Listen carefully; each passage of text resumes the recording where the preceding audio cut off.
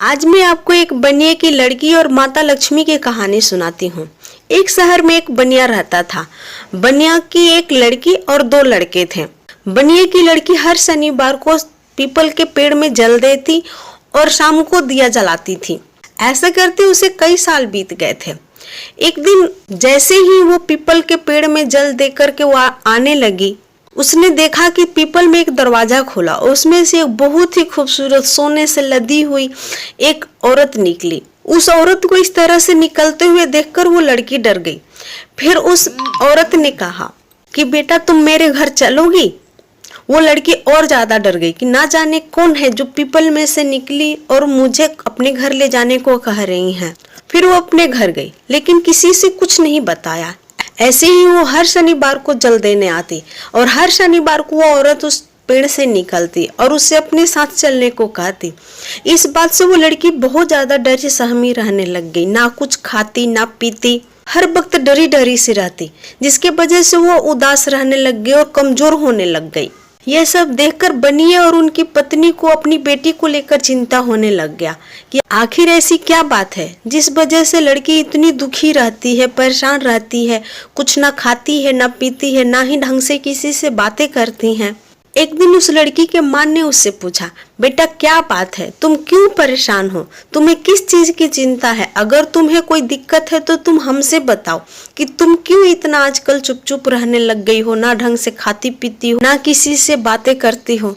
तब उस लड़की ने कहा कि माँ, जब भी मैं पीपल में जल देने जाती हूँ, वापस लौटते समय उस पीपल में एक दरवाजा खुलता है और उसमें से एक बहुत सुंदर सी औरत निकलती है जो सोने के गहनों से लदी होती है, अच्छे जेवर पहनी होती है और वो मुझे अपने साथ चलने को कहती है।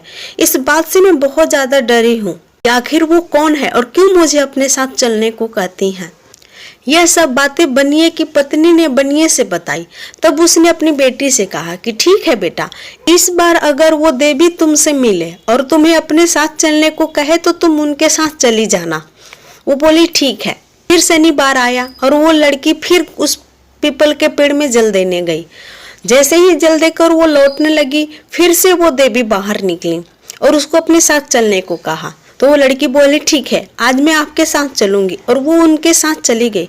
जैसे ही उस दरवाजे से वो अंदर गई, उसने देखा बहुत ही खूबसूरत एक महल है जिसमें चारों तरफ सोने चांदी और हीरे मोती लगे हुए हैं।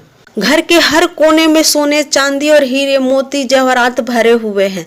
धन के खजाने का कोई कमी नहीं था। वो देवी कोई और नहीं, साक्षात लक्ष्मी माता थी। वो लड़की काफी दिनों तक उनके घर रही, करीब करीब हफ्ते 10 दिन तक। उसके बाद वो कहने लगी कि माता, अब मैं अपने घर जाना चाहती हूँ। तो लक्ष्मी माता ने कहा ठीक है और उसको उसके घर भेज दी। जैसे वो घर अपने आई तो अपने माता पिता से वो सारी बातें बताई कि कैसे उसने बहुत सुंदर घर देखा, वो माता लक्ष्मी थी और कैसे उन्होंने उसको रखा। वो सारी बातें उसने विस्तार से बताई। तब बनिए ने कहा कि इस शनिवार को तुम जब जाना पूजा करने और वो फिर मिले तो उनसे कहना कि माता, मैं तो आपके घर आ गई और आपके घर में इतने दिन रह करके आई हूँ, तो क्या आप मेरे घर नहीं आएंगी? उनको अपने साथ अपने घर आने के लिए कहना। लड़की ने कहा ठीक है पिताजी, अब की बार जब वो लक्ष्मी माता मुझे मिलेंगी तो मैं उनको अपने घर आने के लिए जरूर कहूंगी।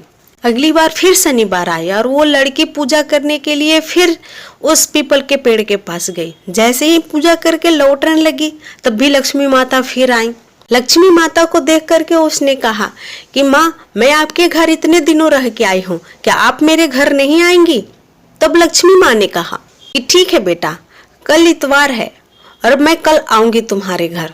उसने कहा ठीक है और वो अपने घर चली गई। घर जाकर के उसने अपने माता पिता से बताया कि कल लक्ष्मी माता हमारे घर आने वाली हैं। घर के सभी लोगों ने सुबह से उठ के घर के पूरी साफ सफाई की, पूरे घर को गोबर से पुताई की, बाल्टी में एक बाल्टी गोबर घोल के और नाली में डाल दिया। सुबह से शाम हो गई पर लक्ष्मी माता नहीं आई। सबको लगा कि बस बच्चा समझकर ऐसे ही इन्होंने बहला दिया होगा, वो नहीं आने वाली। शाम का वक्त था, सूरज ढलने वाला था। जिस टाइम सब लोग अपने घर में जोत बत्ती करते हैं, उसी टाइम नाली से छम छम करते हुए आवाज सुनाई दी। जब उन्होंने देखा तो देखा कि नाली की तरफ से लक्ष्मी माता आ रही है और वो नाली से निकलकर सीधे उनके भंडार घर में यानी रसोई घर में जाके बैठ गई। बनिए के परिवार वाले बहुत खुश हुए। अपने हिसाब से जितना उनसे बन पड़ा लक्ष्मी माता की खूब सेवा की। लक्ष्मी माता 1 हफ्ते उनके घर पे रुकी। उसके बाद कहने लगी कि अब मैं तुम्हारे घर से जाना चाहती हूँ, तो जिसको जो वरदान चाहिए वो मुझसे मांग लो। सब अपने अपने हिसाब से वरदान मांगने के सोचने लगे। कोई धन, कोई हाथी घोड़ा, कोई कारोबार, रुपया, पैसा। पर बनिए की छोटी बहू ने कहा कि ये लक्ष्मी माता है, जब यही हमारे घर पे नहीं रहेंगी तो हमारे घर में धन दौलत, हाथी घोड़े या कारोबार, रुपए पैसे कैसे रह सकता है? ये तो फिर इन्हीं के साथ चला जाएगा। अगर इनसे कुछ मांगना ही है तो हम अपने घर के लिए सुमति मांगते हैं, कुमति को दूर भगाते हैं। आपस में प्यार, सम्मान, बड़ों की इज्जत, लोगों के लिए सेवा भाव मांगते हैं। सबको ये बात अच्छी लगी। वो लोग लक्ष्मी माता के पास गए और उन्होंने कहा कि माता, हमें कुछ नहीं चाहिए। हम चाहते हैं कि हमारे परिवार में आपस में प्यार बना रहे, सब एक दूसरे को इज्जत करे, बड़ों की सम्मान करे, सब आपस में प्यार से रहे, कभी हमारे बीच में कोई लड़ाई झगड़े ना हो। एक मत से हम लोग अपने घर में सब काम करें, जो हर किसी की मत हो उसी हिसाब से हम रहें।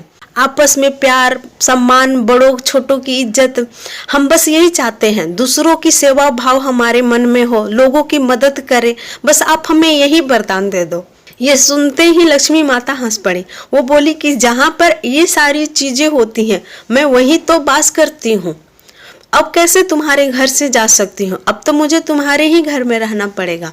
ऐसा कहकर लक्ष्मी माता उनके घर रहने लगी। इसीलिए कहते हैं कि बनियों के पास चाहे वो कितने गरीब हों, हमेशा उनके पास धन होता है, क्योंकि उनके ऊपर हमेशा लक्ष्मी माता का आशीर्वाद होता है। इसलिए कोई भी बनिया कभी गरीब नहीं होता, चाहे कितने भी कम पैसे वाले हो, लेकिन फिर भी सबसे ज्यादा उनके पास पैसे होते हैं। अगर आपको ये कहानी पसंद आई हो तो प्लीज मेरे चैनल को लाइक करें, सब्सक्राइब करें और शेयर करें, और हाँ, बेल आइकन दबाना बिल्कुल ना भूलें। Thank you very much.